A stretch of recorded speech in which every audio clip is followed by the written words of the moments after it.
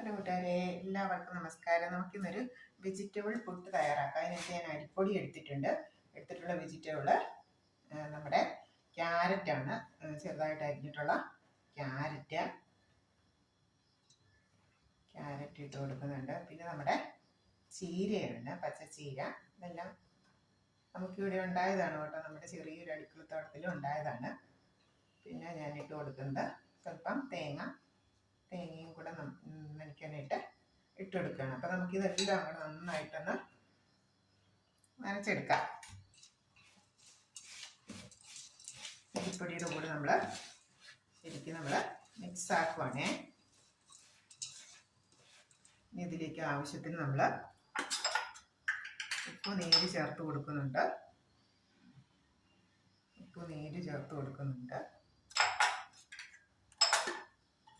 പിന്നെ നമ്മുടെ വെള്ളം കൂടെ ചേർത്ത് നമുക്ക് കുഴച്ചെടുക്കാം. രാവിലെ തന്നെ 2 സ്റ്റവ് ഓണാണ്. ഒരു സ്റ്റൗവിലേക്ക് ചോറ് വെച്ച് സ്റ്റൗവിലേക്ക് നമ്മുടെ പുട്ടുവടം വെച്ചിട്ടുണ്ട്. ഇതിൻ്റെ പ്രത്യേകത എന്നാന്ന് വെച്ചാൽ നല്ല ടേസ്റ്റിയാണ്. വെജിറ്റബിളൊക്കെ ചെല്ലുന്നതുകൊണ്ട് കുട്ടികൾക്കൊക്കെ നല്ല ഹെൽത്തിയുമാണ്. പിന്നെ നമുക്ക് പെട്ടെന്ന് കറി ഒന്നും ഇല്ലെങ്കിൽ തന്നെ ഇത് ചൂടെ നമുക്ക് കഴിക്കാനായിട്ട് പറ്റും. വളരെ ടേസ്റ്റി ആയിട്ടും ഹെൽത്തി ആയിട്ടുള്ളൊരു പുട്ടാണ്. എല്ലാവരും ഇതൊന്ന് ട്രൈ ചെയ്ത് അതിൻ്റെ കമൻ്റ് ഒന്ന് അറിയിക്കണം. ഞാൻ ഇത് നനച്ചുകൊണ്ടിരിക്കുന്നതുകൊണ്ടാണ് കേട്ടോ സംസാരിക്കാത്തത്.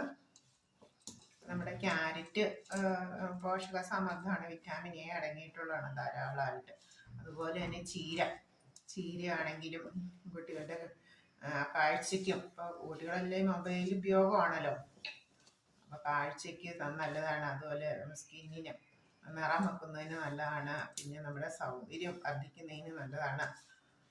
ശബ്ദ സൗകുമാര്യത്തിനൊക്കെ നമുക്ക് ക്യാരറ്റ് ഒരുപാട് നല്ലതാണ്. ഈ അരിപ്പൊടി നമ്മളിവിടെ പൊടിച്ച് വറുക്കുന്നതാണ്. നെല്ലി വറുക്കുന്നതായതുകൊണ്ട് നന്നായിട്ട് വെള്ളം വേണം. അരിപ്പൊടി നനഞ്ഞ് കിട്ടണമെങ്കിൽ. കുതിർന്ന് വരുമ്പോഴത്തേക്കും വളരെ കൂടുതലുണ്ടാകും അരിപ്പൊടി. നന്നായിട്ട് വെള്ളം വേണ്ടി വരും.